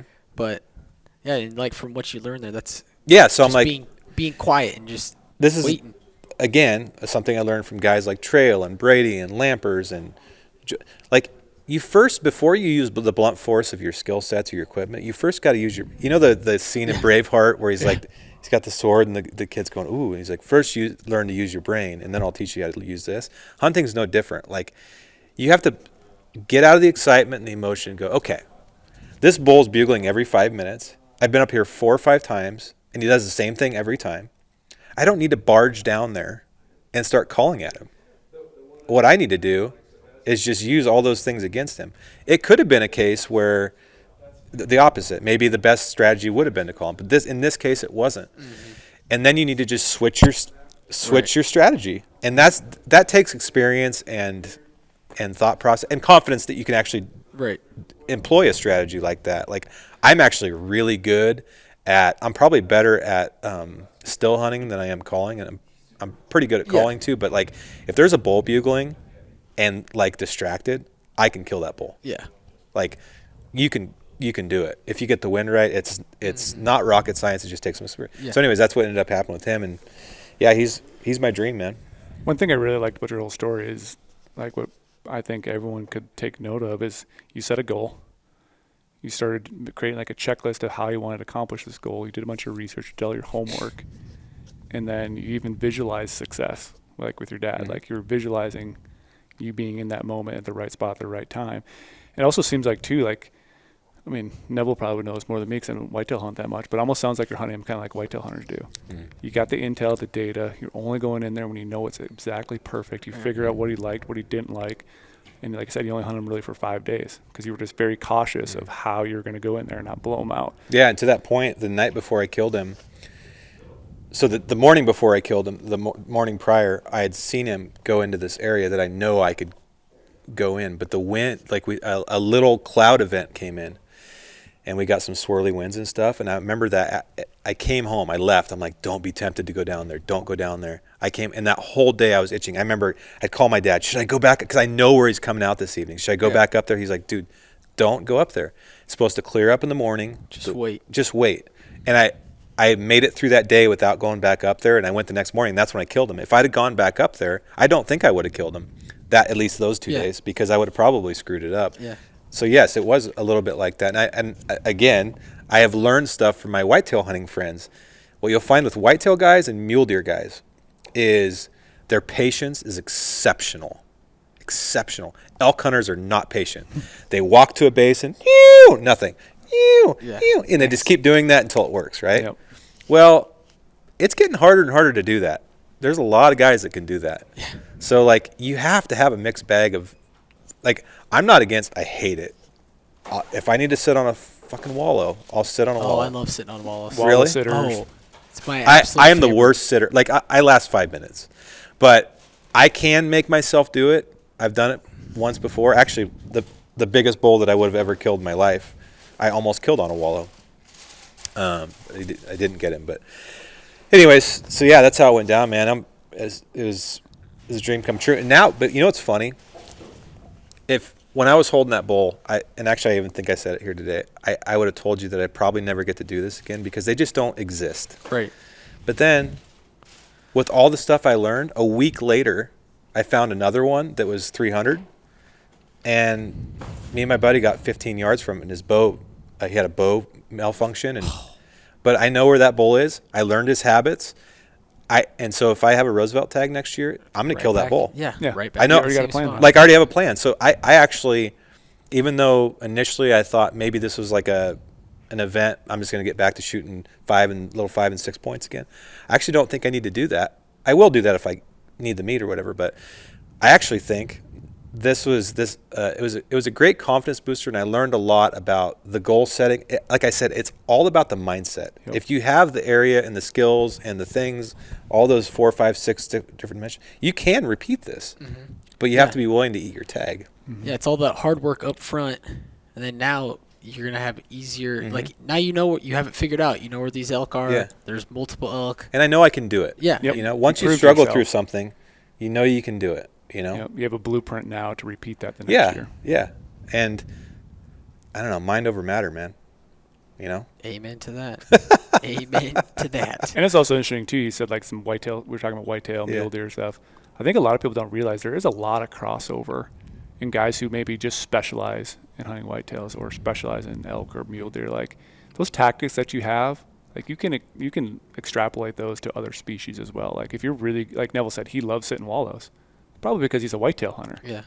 And he's used to sitting there because he knows if he sits there long enough and has the right conditions, like that's going to pay off towards success.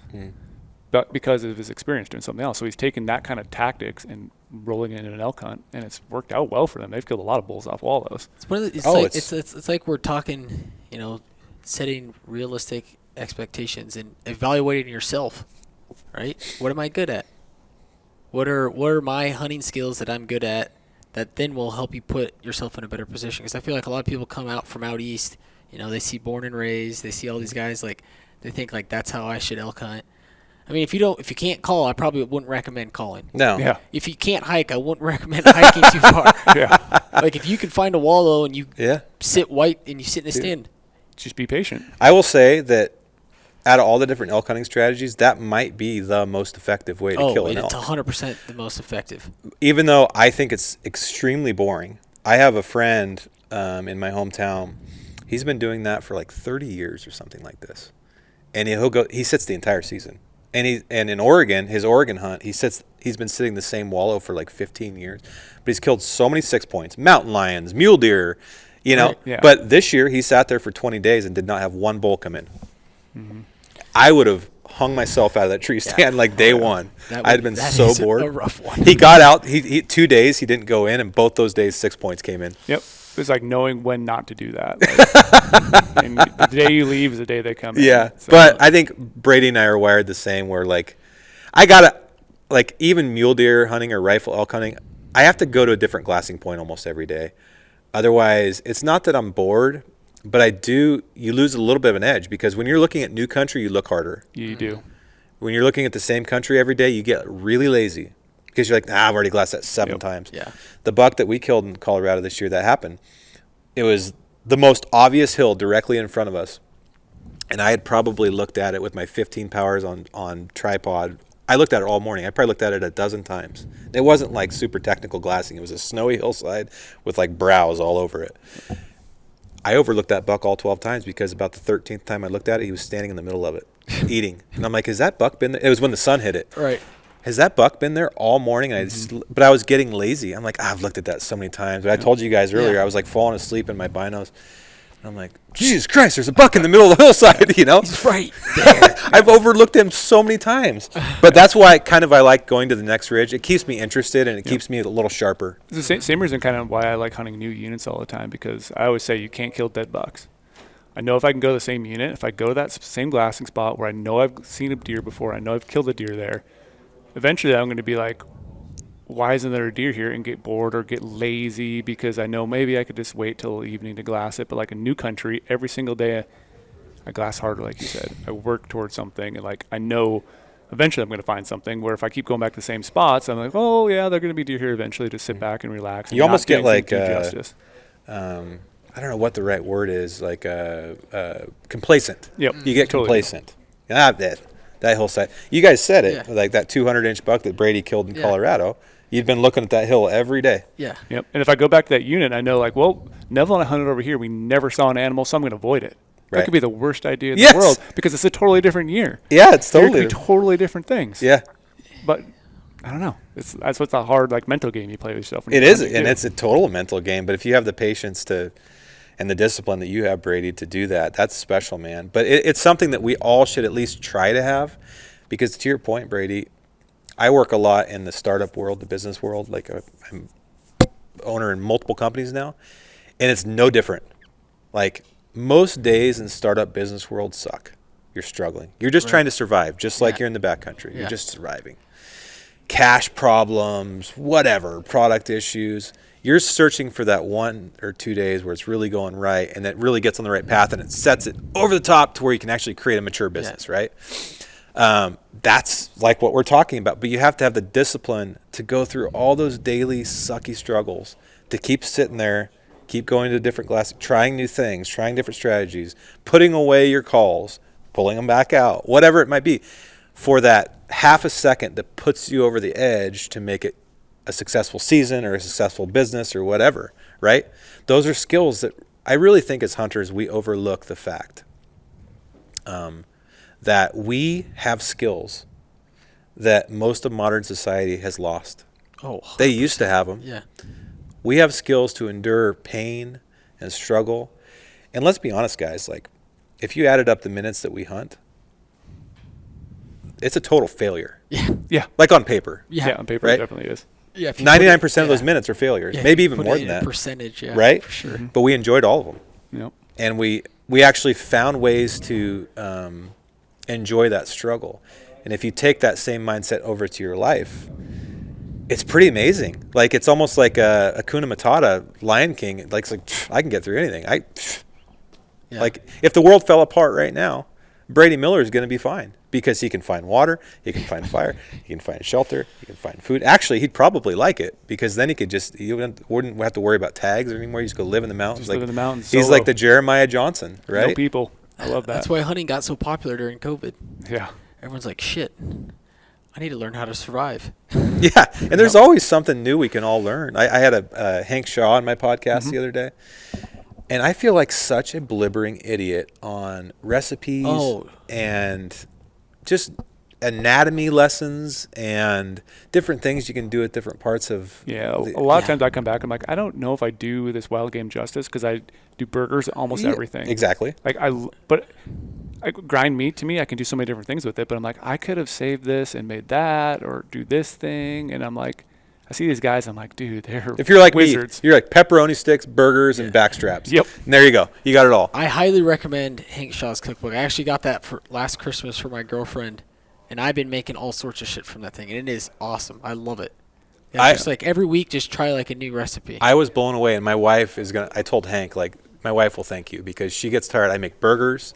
Right. I make like vegetables and steaks. Like I have like 3 or 4 things, and she's like, "I love you, honey, but could you try something different. Yeah, could you have some different recipes? Try something. And I'm like, okay. So like after that call, actually one of the coolest things I'm going to do when I get home, I asked, because I've always wondered about this. I want to eat elk tartare. Yeah. Or like axis deer tartare or ceviche or something like that. And I'm like, hey, can I do this? He's like, yeah, absolutely. Here's what you do. You freeze it and you cut it up when it's kind of frozen, so it's a little bit more solid. And like, so when I get home, I'm gonna make some elk tartare with corn, like Mexican chips. I bet you that's gonna be so delicious. I think so. I was always, this is how stupid I am, because we all fall in this. Like we're dudes, right? Yeah. We like pull the quarters out. And maybe we bring the heart or something. Yeah. Or if you're like lampers, you like suck on the liver and stuff like that. But most of the time it's like hamburger, pepperoni, but there's so much more we can do. Point being, no matter how long you've been doing this, if you're not trying to expand your knowledge and be open-minded and go sit and listen to these people, I don't care how good of a hunter you are, where you are in your area, like you're the local hero.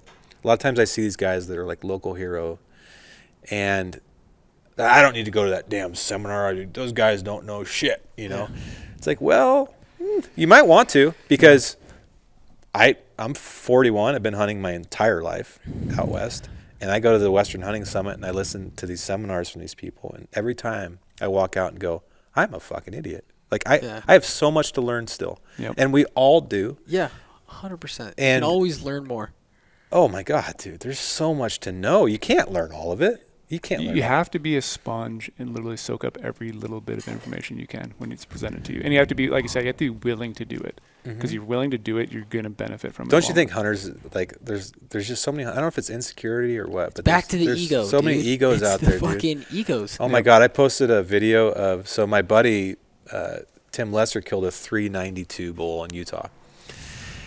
And I posted a video of my 330 Roosevelt next to his 392. And the video is a little bit deceptive.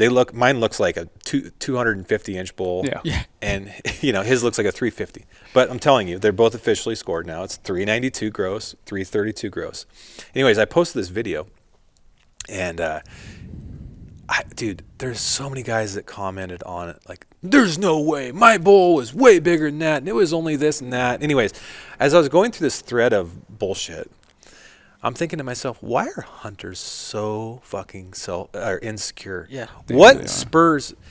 And those are the same guys that don't want to learn anything new. They're going to continue to do the same shit and never really actually get better because they think they're already the shit. Yeah. And actually, based on what I saw, some of these guys don't actually know much.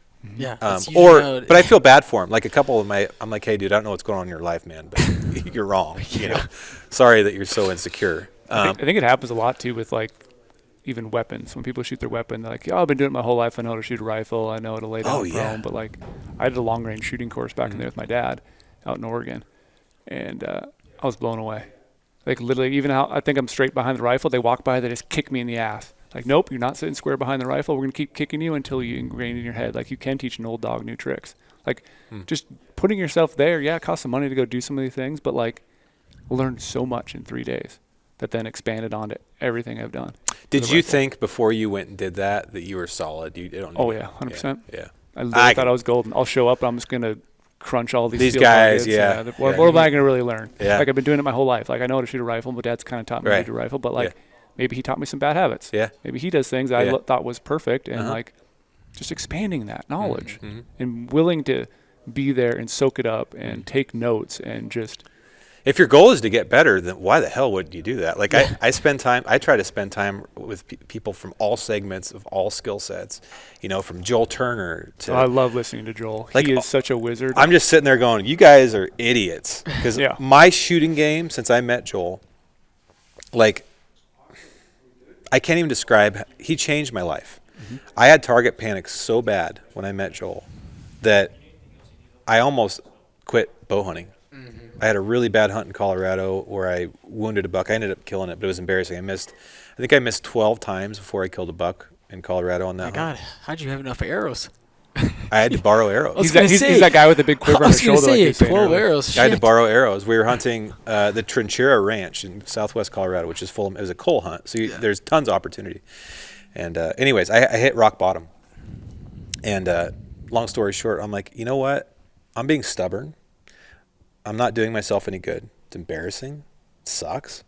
and I love hunting too much. John Barklow said to me, he was with me on this trip. He goes, "You're way too good of a hunter to be doing this. Like, you need to get this fixed." And I'm like, "You're right. I do." So since then, now you can put a big as animal. You can march. Well, you march that Roosevelt by me, and I drilled him. Yeah. And I felt good. I remember the entire shot. I executed a good shot. Yep. But that's all because I was like, expand my mind and be like, yes, I've been shooting a bow my whole life, but it's not working very well right now. So I have a choice to make. I can continue to keep doing the same bullshit for the same results, or I can be like, Joel, help me. Yep. I've been doing it. Yes, I know how to shoot a bow, but there's something not right here. But I'm with you on rifle cooking. Brady, you need to do that for archery. He quit archery hunting. Do you have the panic? Because of my target panic. Yeah. And because I lost like a 207-inch deer I hit. Never recovered it in Colorado one year, and it ate me up. Yeah. You hunted an antelope with us this year? Yep. That was like one of my first getting back into it type of thing. So I want to try to do it more. But you should spend time with Joel. I know. I've listened now because I've given seminars at the Western Hunting Summit quite a few years now, and I've heard Joel talk multiple times. And every time I'm literally that person in the back of the room just filling out my paper with everything he says. Because he's such a wealth of knowledge. Well, you can take it to rifles too. Yeah. And even though I've heard him say the same thing now, he modifies the seminar probably a little bit, but I've heard it multiple times. Yeah. I'm still retaining it differently to the point where it's now clicking. And then recently I saw he came out with that rifle course. And I paid full price for it. I didn't want to say, hey, we're buddies, I get a discount. I knew me paying, I think it was $200, me paying that money and me dissecting that course and watching it, not just once, but I have to watch it multiple times, is going to still make me better. Even though I've learned from him, I've learned from his long-range shooting school. Again, I just want more knowledge. Yeah. I want to soak up everything I can to make me proficient because, yes, I could be the best glassier, hiker, adventure person, but again, I want more of those tools in my toolkit to all be just prime, and I want my mental state to be prime. That's what, the target panic thing is kind of probably why I stopped doing bow hunting too, because I was really broken down. Yeah, dude. And now I'm building myself back up because I'm starting to learn more, and I'm trying to. I know I need to fix it, but it's also taking the time to realize. Are you an anxious person in general life? Do you have anxiety? No, I'm really calm. Are you? Yeah, he's very. But I'm also very. I'm calm too, but I have anxiety. But I'm a perfectionist though. Okay. When I draw my bow back, I want that pin just to sit there. And if it moves a little bit, because I want to hit it. You let me know how to do that when you figure it out. I know, right? Yeah, me too. So I know I need to work at it, and just understanding that I failed at something, and I need to build it back up. Yeah. And that's why right now I'm trying to soak in all these tools, pay for these different resources to just make myself better. And again, it's probably gonna make myself better in other areas of life too, being more calm, being more dedicated, and just understanding that there's even ways that I learn every single day. Even having podcasts like this, I've learned so much. Yeah, me too. That's why I love them. You just got to ask questions. People are scared to ask questions, I feel like. They're scared to admit. I was at lunch with somebody the other day, and I've become, especially over the last 10 years, I'm really not scared of much of anything, actually. I kind of have this attitude of life. I think it's when I met, going back a few years, I met Joe Rogan. I got to hang out with him. When I was at Sitka Gear, he wore our stuff. I got to hang out with him a few times, and then I really started diving into his podcast and really trying to figure out his mindset, because he seems like nothing phases the guy, right? He speaks to, I think, 3 million people every time he podcasts, right? It's a lot. Think about a stadium of 3 million people. That's insane. And just openly bullshitting and saying whatever you want. That's scary, right? But anyways, my point is the thing I learned as to why he is what he is because he is curious. He's unapologetically curious about everything, and his ego is this big. He has an ego. We all do. But he legitimately and authentically is fascinated with life and curious. And when you look at life that way and be like, I don't really know shit. We really don't know shit, right? It's actually exciting, and it kind of kills your ego to where you're actually not scared. I'm not scared. My point. So I had lunch with somebody the other day, and they go, hey, can I ask you a personal question? And they're kind of quiet. I'm like, what is it? What do you got for me? And they're like, so this anxiety stuff you've talked about, what do you do about that? I'm like, are you having anxiety? Yes. And, kind of looking around, I'm like, look, let me square something up. I don't give a fuck. I will talk about anything. Ask me any questions. I am an open book about. She's like, how do you do that?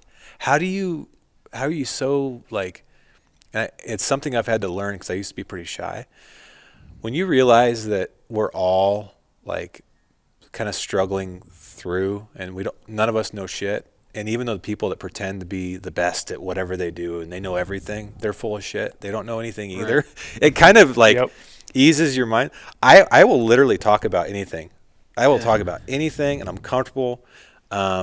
If you have that mindset, you will become better at whatever you do. I just started doing jiu-jitsu. If you really want to know, have your ego get squished. Oh, I bet. Get your ass beat. Get choked out like 5 times in a night. Seriously. Go get beat up. Like, get yelled at by the professor. Let's go, Neville. Oh, fuck. Doing stuff that you suck at. When I went and did that, I started a few weeks ago. I came home. I'm like, this is the first time in a long time I've done something that I suck at. It's humbling. But that's why I'm doing it. Like, it's like, holy shit, I am like a baby. Like, I don't know. I know a few things really well, but I don't know shit. Right. So, and now when I come back to the things I know really well, like hunting, I come with that perspective. It's like, wow, what else could I learn? Like, how else could I improve? What in my gear, like my backpack improved so much this year because of this mindset. It's like, okay, I got a couple fucked up things in here. Like, this is not working. Like, my whole fire program I wasn't happy with, my water purification program. Like, there's just a few things. And I came out of the backcountry this year. I'm like, oh, yeah. Now we're talking. Like, there was really a step improvement, right? But I wouldn't have had that. I wear the same damn shit since 1978, and these goddamn people are ruining hunting with all this blah, blah, blah, blah, blah. It's a mindset. And then you're a lot happier because you're a better hunter. Yep. 100%. You know? 100%. Yeah. Where's our next adventure, dudes? I'm going to shoot a big Roosevelt with you. Oh, God, we got to find one. Starts now. I'm stressed out about finding one. I legitimately know where there's one big Roosevelt, and that's all I know about. Yeah, we got to get something in the books. The antelope one was a blast. That really was fun. Because I've known you for a long time. That was the first time we could just like hang out. Yeah, we were separated most of the time, but like it was so fun. Yeah, but we had fun at night, rattlesnakes and shit. Yeah. Yeah, it's pretty crazy how just like going on one hunt, like how much you get to know a person. Mm-hmm. You know somebody a lot better just on one. Mostly what you guys learned about me is I snore. Oh my gosh, does he ever? Do you ever? I forgot about that. And I go to bed earlier than you guys. You had the weirdest snore I've ever heard in my life. Sounds like 2 people. Snores on the inhale and the exhale. Really? You were doing like a double person snore, and then Trail's over there just grizzly bearing it. And Neville and I are stuck literally in between both. Dude, I never snore, ever. Like, really? I'm the most quiet sleeper. I didn't hear a thing. I had my soundproof earbuds in. I couldn't hear myself. Dude, and the thing about Trail too is like he falls asleep in like a second. Like he lays down, it's just snoring. You're like, what? It's like we were just talking. We were just talking 30 seconds ago, and he's snoring. That's funny. Well, I think we should switch it up every year or something. Let's do something different. Yeah, some of our elements maybe. Yeah. That's kind of fun. That we all just kind of knew and learned something together. I'm all about that. Let's do that. Let's do it. Let's go get some lunch and let's game plan. I'm it. Starving. I am too. I'm absolutely starving. That was a blast, buddy. No, yeah, I appreciate you guys. You guys are awesome. Yeah, thanks for coming on. Yeah, absolutely. Anytime.